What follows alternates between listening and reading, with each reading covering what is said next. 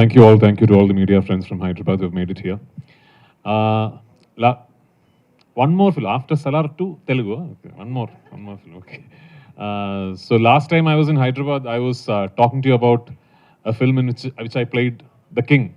You know, I played Varadaraja Mannar in Salar. Now I'm talking to you about a film in which I play a slave, Najib from Aadu Jeevitham. The difference being Varadaraja Mannar and Salar is entirely Prashant Neil's imagination. Najib and Aadu Jeevitham is real life. I don't know how many of you know this, but this is a true life story. Najib is alive and well amongst us today, and the book was written from his first person account of what he went through, the ordeal he had to suffer in the early 90s when he went to the Gulf in search of a better life. The book was written by Benny Amin. In 2008, it was published. And immediately it became a smash hit. Like all over Kerala, people were talking only about that one book. And in about 1 month, all of us, all actors, directors, everybody was like, Aadu Jeevitham, we have to somehow get the rights. We have to try and make a film. As destiny would have it, the one filmmaker who managed to get the rights is Blessy sir. And as destiny would have it, Blessy sir thought I should play Najib. He came to me with the film in 2009. I committed this film in early 2009. So almost 16 years ago, I committed this film. So in 2009 itself, when Blessy sir told me about the film, his vision was so grand, so big, it was actually impossible to do something like that from Malayalam in 2009. Because that kind of budget and canvas was unthinkable in Malayalam back then.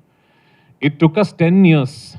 It took us 10 years till 2018 to finally be able to start shoot. In those 10 years, fortunately, luckily, a lot of things changed. Cinema evolved. The Malayalam film industry grew exponentially.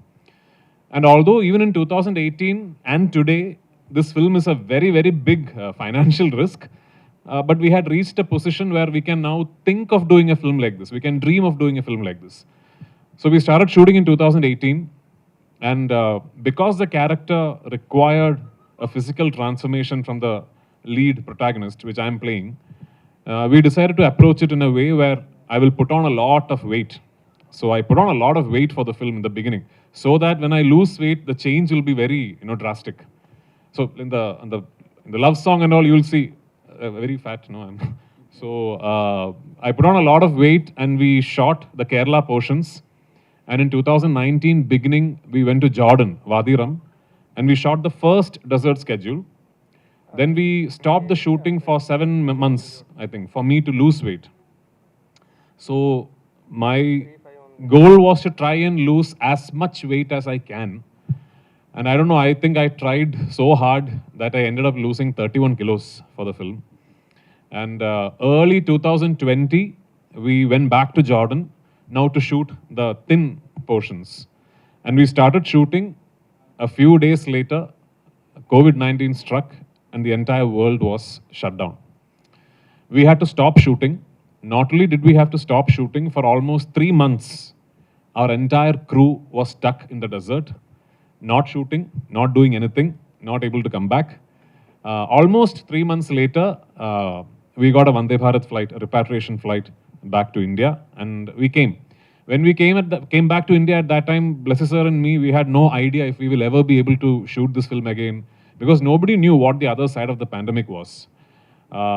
Thankfully, 1.5 years later, we got to regroup.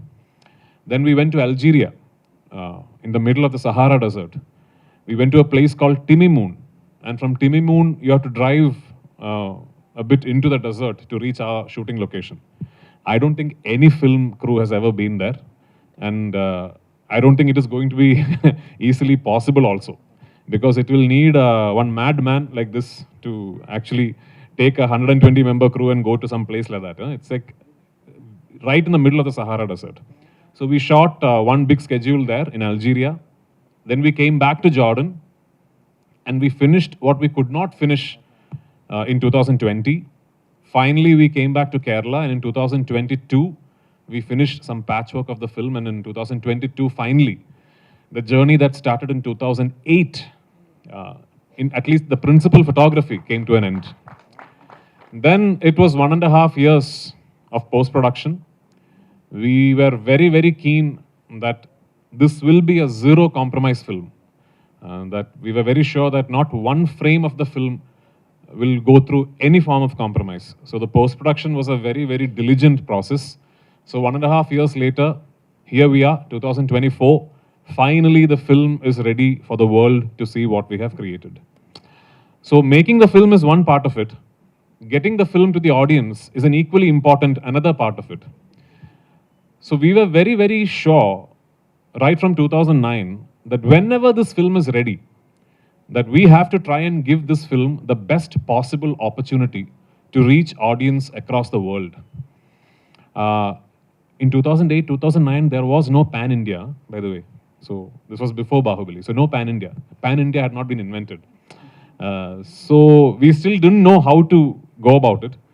But finally, when the film got ready for release in 2024, luckily, I had made a few friends. And I cannot thank Ravi Garu and Maitri enough for the trust they have shown me, they have shown in Blessy sir, and they have shown in the film.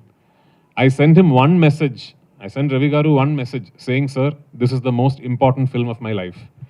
And he said, it is done, sir. That is all Ravi Garu said. So thank you, Maitri. Thank you, Ravi Garu. Thank you, Shashi Garu. And to all involved in Maitri. Because it is very important that when a film like this is made, which is a passion project for pretty much an entire industry, that we try and get the best, we try and get the market leaders in every region to present the film. So much like Maitri Movies, we have Hombale distributing the film in Karnataka, Red Giant distributing it in Tamil Nadu, and a very good friend of mine, Anil Tadani, distributing it in the northern circuits. And of course, all major players across the world will be presenting it in every region. That is the best we can do. And on 28th, when you go and see the film, do keep in mind that for all the spectacular cinematography and the evocative music and the performances and the production design and Blessy's world-class filmmaking, beyond all that, every moment you see on screen is a life that someone actually lived. So which is why the film says, the goat life, every breath is a battle. Thank you for being here. I hope you love the film and I look forward to your support.